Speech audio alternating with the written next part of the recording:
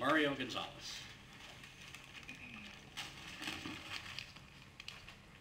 Mr. Chairman, before I start, I'd like to give you our response to your letter that you sent to Mrs. Solinsky. That is our response. We gave you one copy, and you guys can make copies for everybody. Okay. Thank you.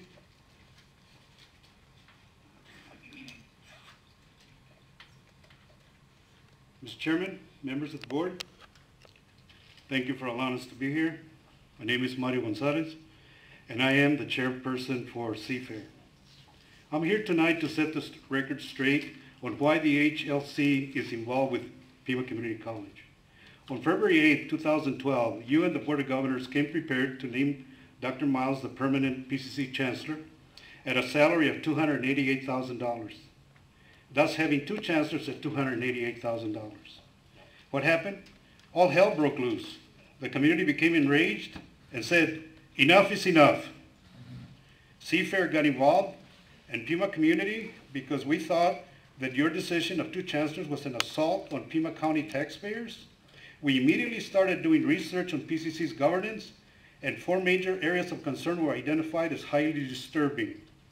Allegations of sexual harassment, outing of 57 administrators, violations of procurement processes, an existing toxic work environment. Even though we noted other irregularities, we primarily focused on the above-mentioned 4, even after pleading with you on 2 different occasions, one in April and one in May. You acted as if we were troublemakers, that we didn't know what we were talking about, and you actually dismissed us, okay? Up to this day, you have not had the decency to sit with us and discuss our concerns. C-FAIRR has never, and I will say that again, never accused anybody of any wrongdoing. Never. We have brought the allegations that other people have made to you so that you could then do an investigation. You have not done that. You know, allegations, and presented them to you so that you, as stewards of the taxpayers and with a fiduciary responsibility, do what is morally and ethically right. This is why we demanded an outside independent investigation. The taxpayers who support this great institution deserve no less. I bring to your attention your response to the HLC. I say your response, Dr. Stewart, or Mr. Stewart, and board members, because the letter from Karen Solinsky, she explicitly solicits Dr. Miles' response in concert with yours. It's a shame that Dr. Miles has taken all the flack for yours and her response. Shameful because not one of you have stepped up and taken responsibility for the content and authorship of said letter. C-FAIRR has in fact responded to your letter. That's the letter that I gave you right now. At this time, I would like to comment on a couple of issues that we did not address on our letter, but it's in the letter, in your letter. The first one, it says that you're very, very proud that you have contracted with an outside agency called Ethics Point. It is incredible that with all your top-level educated and highly paid staff, you find it necessary to outsource your ethics. For an outside agency to come in and teach you ethics, or to ensure that whoever complains is handled in an ethical way, is unbelievable. Unbelievable, because most of your defense on your letter on the governance issues are based on the glowing report you got from the HLC evaluation team back in 2010, right smack dab in the middle of Flores' reign of terror. Your response touts the HLC report as proof that everything is great at the college and that all the allegations are simply not true. You mentioned that the college's new provost, Dr. Migler, was a member of the evaluation team and an excellent addition to PCC staff.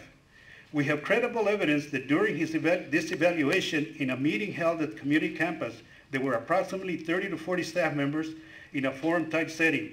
One staff member announced that there was in existence at the college an atmosphere of fear and intimidation, or words to that effect, and the staff would be reluctant to publicly speak out for fear of retaliation. In another meeting held at the West Campus, where a large forum was held, a staff member approached a male member of the evaluation team, handed him her business card, and told him to call her, as she had information for him that she could not divulge publicly for fear of retaliation. The evaluation team member never called her. Another member, staff member, informed us that higher staff had coached them on how to answer certain questions, such as that they had to memorize the college's mission statement, and if there were certain questions asked by the evaluators, to refer them to their supervisor. We don't know what other incidents like this occurred, but the one I pointed out is certainly would be merited further follow-up by the evaluation team and not swept under the rug. This is the report that you held at the highest level and cited it as your defense. You also mentioned a lady by the name of Lori Cox, an internal auditor, as an excellent addition to your staff. We have reports from you that you provided it and shows that college paid your lawyer's husband and wife team travel expenses, travel time to and from district office, $168 every trip. From their office, according to MapQuest, is 5.96 miles round trip, or 12 minutes driving time. This translates to paying them $28 a mile, or at their hourly rate of $210 per hour, it's taking them 48 minutes to drive 5.96 miles. We also noticed in your records that both lawyers, Callison and Richardson, husband and wife, working for the same firm, charged for the same meeting, the same date, 2 separate charges. So obviously they don't drive in the same car, from the same house or the same office. It is crazy. In any event, we are not auditors, but we noticed that on the front page of your records that you gave us. We haven't gone through those records. We don't know what else is there. This is why we precisely wanted an outside independent agency. We are not auditors.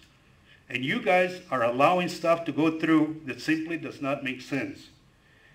Thank you very much. By the way, C-FAIRR will be providing this presentation that I just put here and the points that I made to the HLC. Thank you very much. Thank you. First off, let me say that I was aware of Miles' letter and I do support it. I can't spend time addressing every single issue, so let's talk about outsourcing ethics. You know, when the inappropriate conduct allegations were made, there were people who claimed that they did not want to go to the college's EEO office because it reported either to HR or directly to the chancellor, depending on the time frame you're talking about.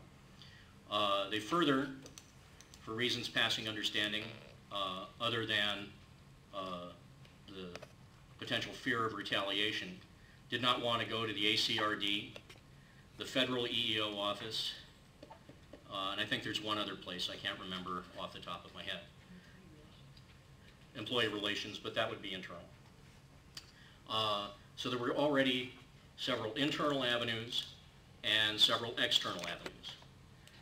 What we did in contracting with Ethics Point is add an additional external avenue completely separate from the college, other than the fact that we contract with them.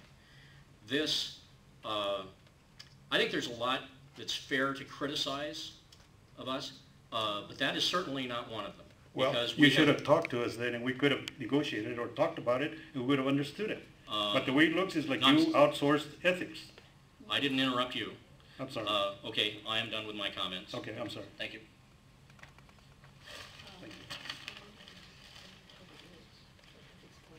Oh, Ethics Point is not a training and development house. It is a place for people to report issues.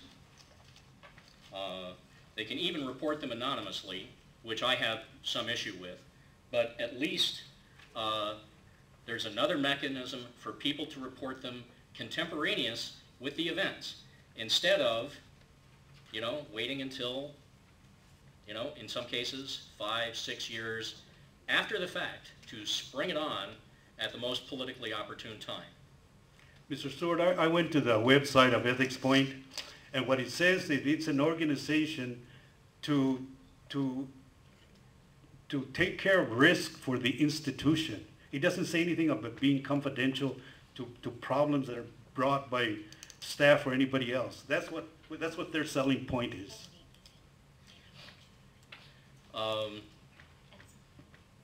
Yeah, I'll meet with you at some point. Thank you.